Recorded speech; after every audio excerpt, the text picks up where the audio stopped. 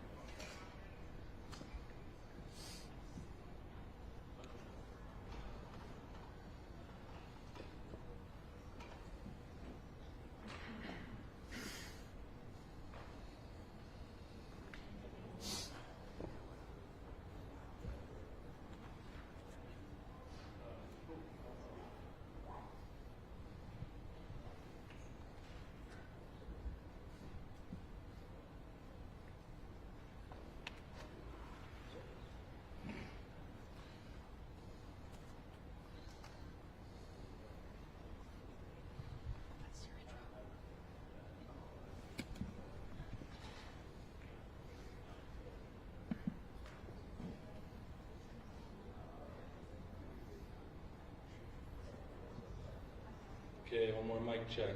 1, 2, 3. This is a mic check. 1, 2, 3. That's right, John. We are on the campus 1, where 2, Charlie 3, Kirk was 4, shot 5. yesterday, waiting for an update. It is about 7 a.m. in the morning here. Coming up to 19 hours since Kirk was shot, and of course, as every hour passes, that's an extra hour for this suspect to get further away from this scene. Now, the FBI is appealing for any video, anything that can help them in this search. We know that there is security camera video of this suspect. We know that there is a lot of student shot video of a figure running on a roof clad in dark clothing. We do not know for certain if that is the shooter. We also know that there are a number of crime scenes currently being analyzed by investigators. They say based on the movements that they know of both the victim and the suspect. We, as I say, expect to hear updates now. We don't know what we're going to hear. We are waiting to hear any second. Now, we know that the suspect wearing jeans, black shirt, black mask, long rifle. That is all we have been told so far, and we believe that the shot was fired from the top of a building here on campus, about 200 yards, a direct line of sight to where Charlie Kirk was sitting under that little easy up tent in the courtyard. We know that there was police activity on the roof of that Losi building where that suspect, potential suspect, was seen. There was police tape, there was police activity, so that is what we are working with right now. But John, we expect to hear more, hopefully, within the next couple of minutes. John?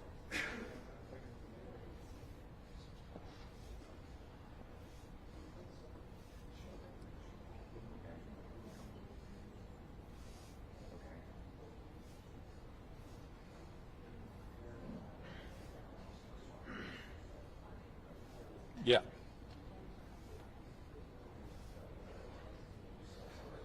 Okay. Disclaimer is Kirk. Okay.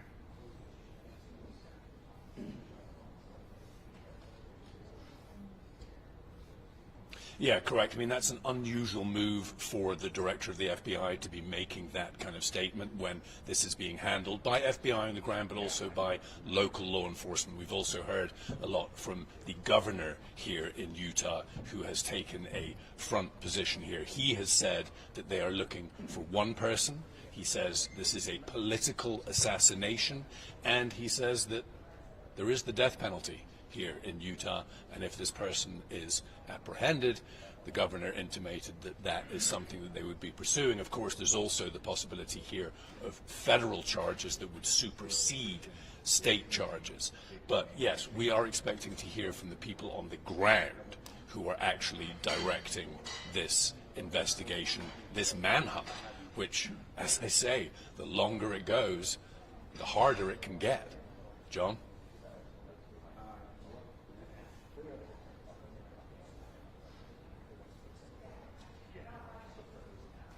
Yeah.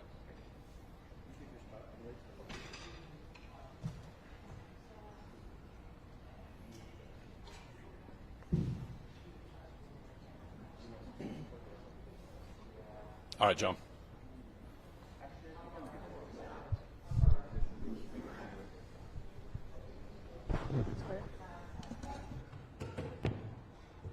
Hi everyone, my name is Hillary Kellner. I'm the Communications Director for the Utah Department of Public Safety. I just wanted to give you all a quick 5-minute warning. We are going to have the special agent in charge with the FBI as well as Commissioner Mason with DPS. So if you want to get that ready, they should be here in the next couple minutes. Thanks. All right. So could you tell us their names, please, and spell it? Yes. 1 second. Right now, we're going to have Special Agent Kirk from the FBI and the Director of the Department of Public Safety. I'll be right back. I'll let you know what the foot says. Special Agent in charge of the FBI.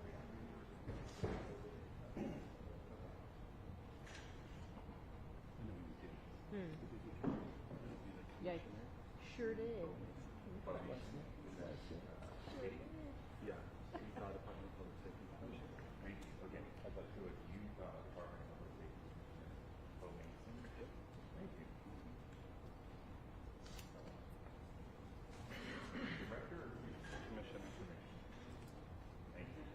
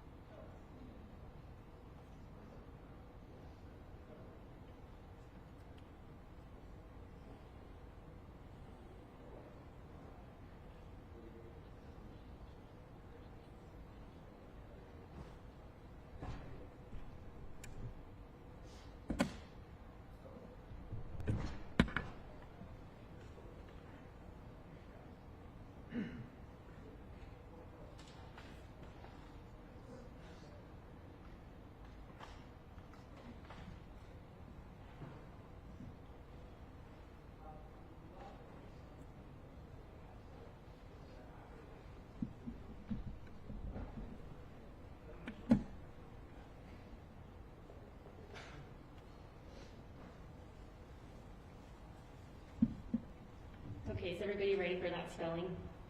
FBI speaker is Special Agent in Charge, Robert Bowles, R-O-B-E-R-T, last name B-O-H-L-S. And then for the Utah Department of Public Safety, we have Commissioner Bo Mason, B-E-A-U, last name M-A-S-O-N. Anyone need me to repeat that? One more time. Robert Bowles, R-O-B-E-R-T, Bowles, B-O-H-L-S, and then Bo Mason, B-E-A-U, Mason, M-A-S-O-N.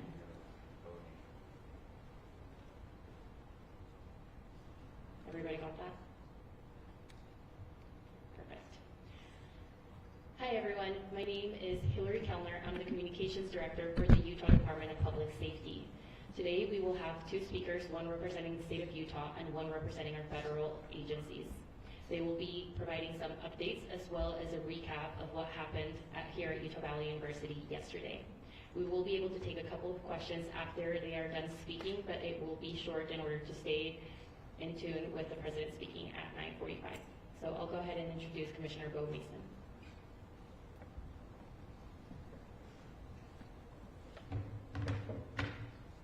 Good morning. I'm Bo Mason, Commissioner for the Utah Department of Public Safety. I'd be remiss if we didn't start off today to recognize the significance of the day. Historically on 9/11, law enforcement has come together as a group to recognize and honor those that sacrificed to preserve the ideals of this country, the freedoms of this country. And instead we find ourselves today hunting a murderer who chose to violate our rights, the rights of an individual within this country. Just to recap yesterday's events, at around 12:20 p.m., political influencer Charlie Kirk was at Utah Valley University participating in a student-sponsored event with Turning Point USA. Charlie was shot at that event. He was transported to a local hospital where he later passed. Last night, his body was moved to the state office of the medical examiner. We will continue to facilitate movements to get him home today and with his family. Yesterday, during the investigative process, we located a couple of persons of interest. We interviewed those individuals, and after releasing them and after clearing them of being suspects, they faced scrutiny, they faced threats. We asked the public to be patient with the investigative process. These individuals were not suspects, they were people of interest. We ask that you do not impose into those people and that investigative process. They don't deserve that harassment for being subject to that. I'd like to thank all the investigators that are involved in this. They have worked around the clock, all day yesterday, through the night last night. Investigators from the State Bureau of Investigations, from county, from city agencies, the university, our federal partners with the FBI, the ATF, and many others. Those are just a few of the people that we have involved in this. I'd like to thank all of them for their strong work. Through all that work last night, we were able to make a few breakthroughs. We were able to track the movements of the shooter. Starting at 11:52 a.m., the subject arrived on campus, shortly away from campus. We have tracked his movements onto the campus, through the stairwells, up to the roof, across the roof to a shooting location. After the shooting, we were able to track his movements as he moved to the other side of the building, jumped off of the building, and fled off of the campus and into a neighborhood. Our investigators have worked through those neighborhoods, contacting anybody they can with doorbell cameras, witnesses, and have thoroughly worked through those communities, trying to identify any leads. We do have good video footage of this individual. We are not going to release that at this time. We are working through some technologies and some ways to identify this individual. If we are unsuccessful, we will reach out to you as the media and we will push that publicly to help us identify them. But we're confident in our abilities right now, and we would like to move forward in a manner that keeps everyone safe and moves this process appropriately. Last night I communicated with Erica. The family's devastated. As a Commissioner of Public Safety, as a father, as a husband, I can only imagine what that family's going through. The heinous event that happened yesterday is not Utah. This is not what we're known for. Over the past several weeks, we've seen the state come together to help families in mourning, come together as a community to show what Utah is known for a state of character, of service, of camaraderie, of a neighboring feel. We will not stand for what happened yesterday. We are exhausting every lead. We have every officer invested in this, every investigator, every local agency. The outpouring of support from the law enforcement community has been astounding. We are investing everything we have into this, and we will catch this individual. Having walked through the crime scene, through the hallways of this school, through the classrooms, I can't imagine what the people on scene felt as well. A horrific event where some of them barricaded in classrooms, some of them ran in fear. Can't overstate the tragedy and the horrific event that yesterday was, and how we will work to bring to justice the actions of one individual or any other individuals that assisted in that. Our state has gone through a lot, and we will come out successful. With that, I'll turn the time over to Special Agent Brooks. Good morning. My name is Robert Bowles, and I am the Special Agent in charge of the Salt Lake Field Office. Following yesterday's tragic shooting of Charlie Kirk, FBI agents have been working around the clock in coordination with our law enforcement partners. We are and will continue to work nonstop until we find the person that has committed this heinous crime and find out why they did it. This morning I can tell you that we have recovered what we believe is the weapon that was used in yesterday's shooting. It is a high-powered bolt-action rifle. That rifle was recovered in a wooded area where the shooter had fled. The FBI laboratory will be analyzing this weapon. Investigators have also collected footwear impression, a palm print, and forearm imprints for analysis. Now, I understand there are a lot of questions about motive. I assure you that all leads, tips are being fully investigated. As of this morning, we have received more than 130 tips. We thank the community for that. The FBI has brought every resource to bear, and we will continue to do so throughout the course of this investigation. The FBI's mission is to protect the American people. It's to uphold the Constitution of the United States. Any attack on the First Amendment is an attack on the very foundation of our democracy. That is why we will relentlessly pursue this case and the shooter until we find him. We also continue to grieve with the family and the community. It's our community. If you have any video or images from the shooting, we ask you to please submit them to our digital media tip website at www.fbi.gov/Utah Valley Shooting. You can also call the FBI at 1-800-CALL-FBI. We truly rely on the public's help in these types of cases, and no tip is too small or insignificant. Thank you. Commissioner James Matthews from Sky News. Can I ask about the shooter? There's clearly information about him or her. You say you're confident at this stage in terms of tracking down who they are. Can you talk to us about their movements, their demeanour? Do you think it's a man? And also, can I ask, what were the security arrangements in place? Was that roof being monitored? It's a question many people will have, particularly after Puffer. So what I'll release about the suspect is the suspect blended in well with a college institution. We're not releasing any details right now, and we will soon, but right now we're not. But that individual appears to be of college age.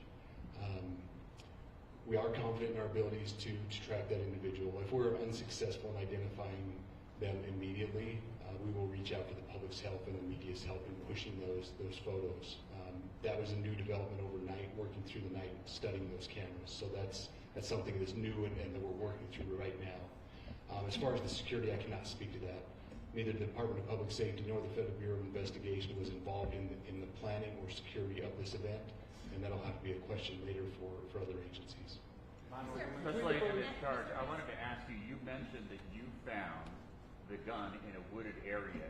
Do you believe that the suspect could be hiding in the woods, and is that suspect possibly still in this area? So that's a good question, and it's a question that goes to the safety of the community, right? No, not in those woods. We walked through those woods and secured it. As to the community, I can tell you that this was a targeted event. We don't believe the community is at risk. However, we are exhausting every resource to find him, and we will do so. Special Agent Mills, on the BBC, from the images you have, can you see clearly the suspect's face? You say he's college age. Do you believe he was from this university? And how far do you think he may have gone in this time span? So I can't comment specifically on his face or any details such as that, as it's continuing to be a part of the investigation, and again, we'll release that shortly. However, we're doing everything we can to find him, and we're not sure how far he has gone yet. And you do believe But it's you bail? have a clear image of his face? We have images of the suspect. So between those trace the images gun's and the gun owner? that you've been able to recover, do you believe you know who this person is, the person that you're looking for at this point? Again, as part of the investigation, we're not releasing any details such as that. Any fingerprints or DNA? We are exhausting all of our resources to be able to collect those, but that's, again, part of the investigation. And you How said did the he- suspect get on the roof? owner of the gun? Excuse me? You said you found the weapon. Have you been able to trace back the owner of that weapon or who purchased it? We are working on that, but again, part of the investigation that I can. One last question over Agent here. Wallace, there's been a lot of turnover at the FBI. Do you think that's impacting the investigation at all? Not at all. We've got complete and total support from everyone, from the director on down, and it's been an incredible supportive environment so far. Are tweets like the one yesterday useful though, where we announced that there's a suspect in custody? All I can say is that we're working the investigation the best we have with the environment we're given. So Those are all thank the you. questions for right now. Thank you, everybody. Just to clarify, you said he, so do you believe it is him? Okay, perfect, thank you.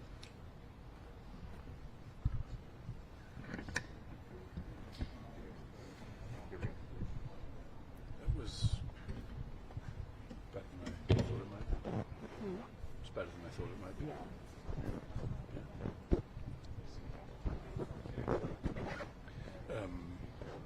What am I doing? Right now, we will have the live thing, but we have a secretary.